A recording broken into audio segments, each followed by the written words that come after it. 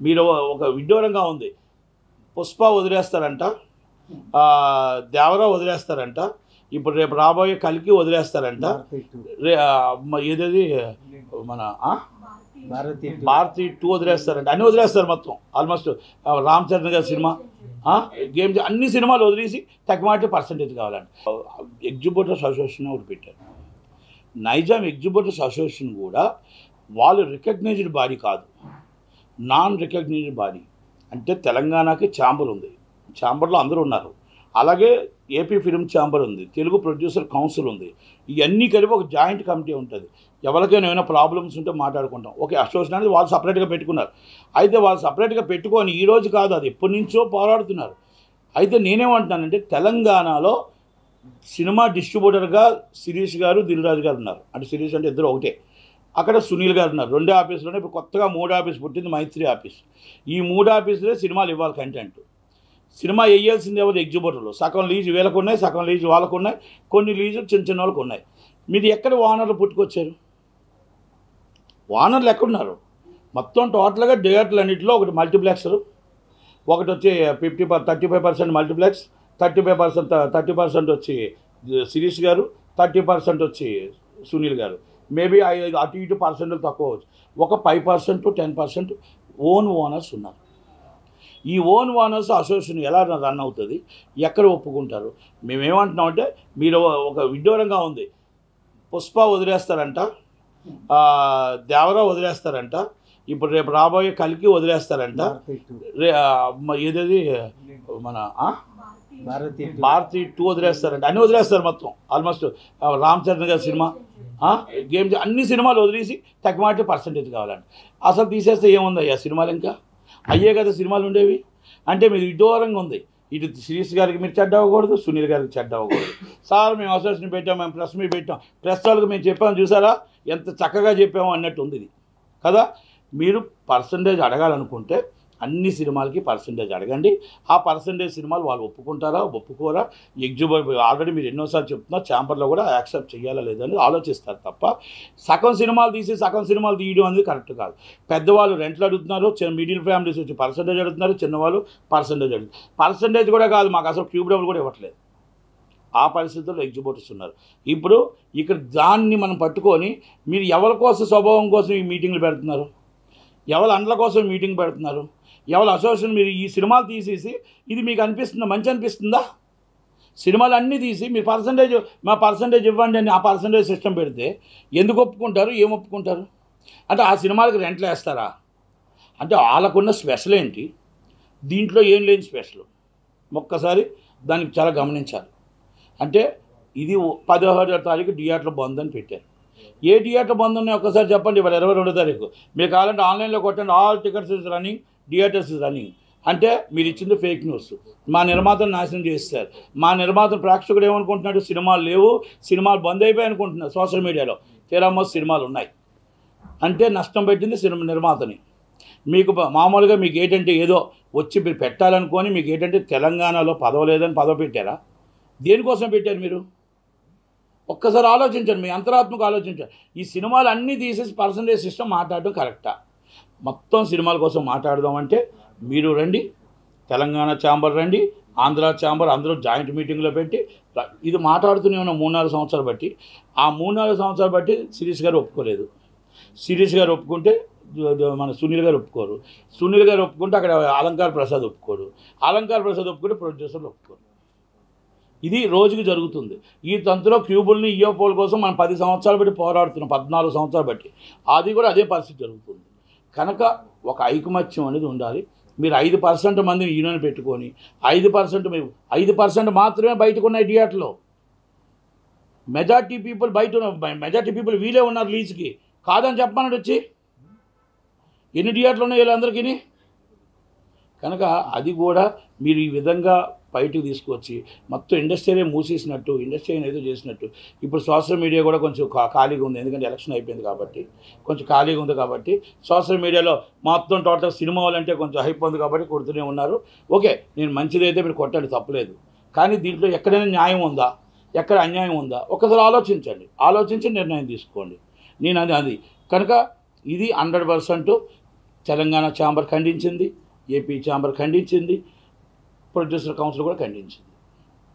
అందుకనే మీకు ఎన్నిటికి మూల కారణం ఎఫ్డీసీఏ, అన్నింటికి వాడుతూ ఎఫ్డీసీఏ. నేను మళ్ళీ వెనక్కి తీసుకొచ్చి ముందు తీసుకొచ్చినా మనకు ఒక ఇంట్లో తండ్రి లేకపోతే ఎలాగో, తల్లి లేకపోతే ఎలాగో మన పరిస్థితి అలాగే ఉంది ఇప్పుడు ఎఫ్డీసీ లేకపోతే. మాకు ఆంధ్రప్రదేశ్కి ఒక ఎఫ్డీసీ నాయకుడు ఉన్నాడు, ఆయనే పొత్సాని కృష్ణమురళి గారు. ఉదయం లెగిస్తే తిట్టడమే ఆయన ధ్యేయం, కాకపోతే మమ్మల్ని తిట్టడు. ఆయన ఎవరిని తిడతాడు ఆయనకి తెలియదు, కానీ అవార్డులు ఇచ్చేది మాత్రం రోజా గారికి, అంబటి రాంబాబు గారికి వాళ్ళకి ఇస్తాడు. 4 దాకా వాళ్ళకి ఇచ్చాడు. 4 తర్వాత ఈయన పరిస్థితి ఏంటో ఆలోచించుకోవాలి. 2 గన్మ్యాన్లు ఇచ్చారు, ఆ గన్మ్యాన్ లేకపోతే బయటకు రాడు. ఆయన ఎఫ్డీసీ ఈయన ఎవరు పలకరించరు. ఎఫ్డీసీగా ఇటు మా సినిమా ఫీల్డ్కి ఏమీ చేయలేదు, అలాగని ఈయన ఎవరు కూడా రానివ్వరు. అంటే ఇది ఎఫ్డీసీ చైర్మన్ అంటే అటు ఇటు అందరి పరిచయాలతో రిక్వెస్ట్ చేసి మన ఇండస్ట్రీని కాపాడుకోవాలి, మన ఇండస్ట్రీ డెవలప్ అవ్వాలి. ఆ డెవలపింగ్ అవ్వటానికి మన 2 రాష్ట్రాలు అవ్వాలి.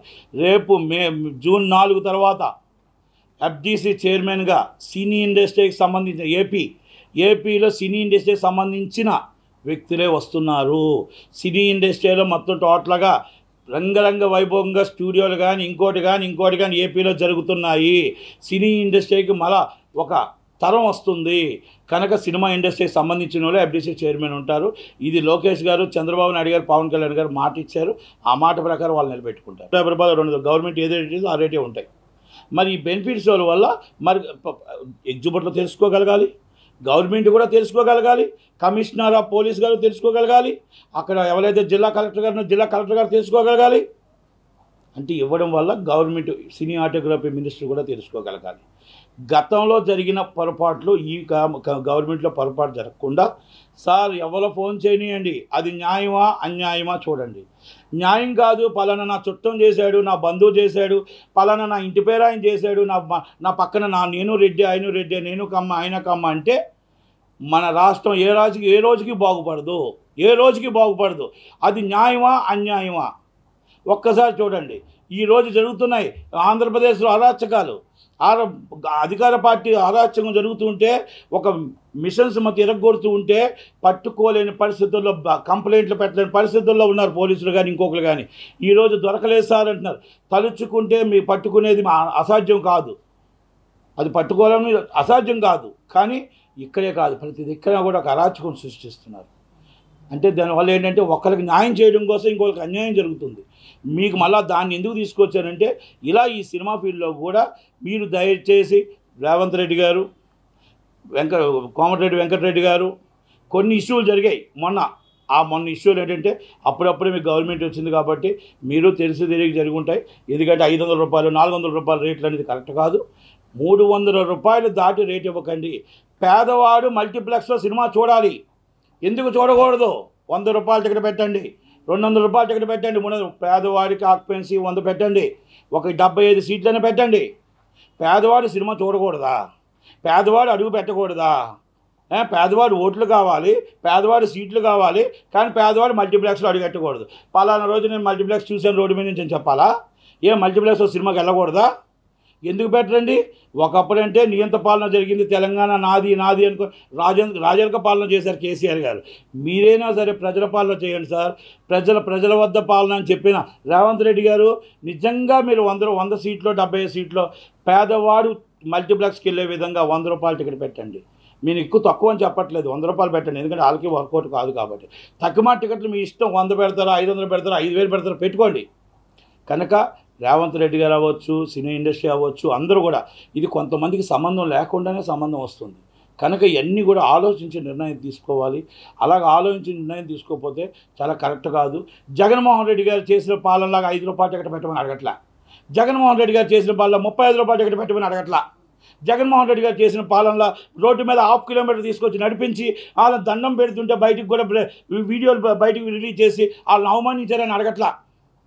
జగన్మోహన్ రెడ్డి గారు చేసిన అరాచకాలని మేము తెలంగాణలో అడగట్లా. ఎందుకంటే మీరు 100% కరెక్ట్గా సినిమా ఇండస్ట్రీ అంటే మాకు అర్థం చేసుకుంటారు కాబట్టి, మాకు హక్కు ఉంది కాబట్టి మిమ్మల్ని అడుగుతున్నాం. జగన్మోహన్ రెడ్డి గారిని మేము అడగలే. అడిగితే వచ్చే పోసాని కృష్ణమూర్తి గారు ఒక చైర్మన్. ఆయన ఉదయం లేగిస్తే పవన్ కళ్యాణ్ గారు తిడతాడు, ఉదయం లేగిస్తే చంద్రబాబు తిడతాడు, లోకేష్ గారిని తిడతాడు.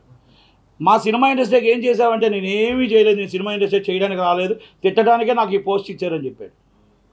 కనుక జగన్మోహన్ రెడ్డి గారి పాలన ఇక్కడ వద్దు సార్. జగన్మోహన్ రెడ్డి గారి పాలన కేసీఆర్ గారి దాంట్లో చూసాం. ఒక అరాచక పాలన చూసాం, ఒక హిట్లర్ పాలన చూసాం, జనాల్ని దగ్గరికి రానివ్వన పాలన చూసాం. అందుకే కేసీఆర్ గారిని సాగనంపారు ఇంటికి. జగన్మోహన్ రెడ్డి గారిని జూన్ 4వ తారీఖు నాడు ఉదయం 11 గంటలకి ఆంధ్రప్రదేశ్ నుంచి సాగనంపుతారు. Bye bye Jagan. ఆయన లోటస్ పాయింట్కి వస్తాడు. లోటస్ పాయింట్కి వచ్చిన వెంటనే అక్కడ మంచి పాలన, మంచి గవర్నమెంట్ వస్తుంది, ప్రజలకు మంచి జరుగుతుందని మాత్రం చెప్పగలుగుతాం. Thank you very much. ఇక మోహన్ గౌడ్ గారు మాట్లాడారు.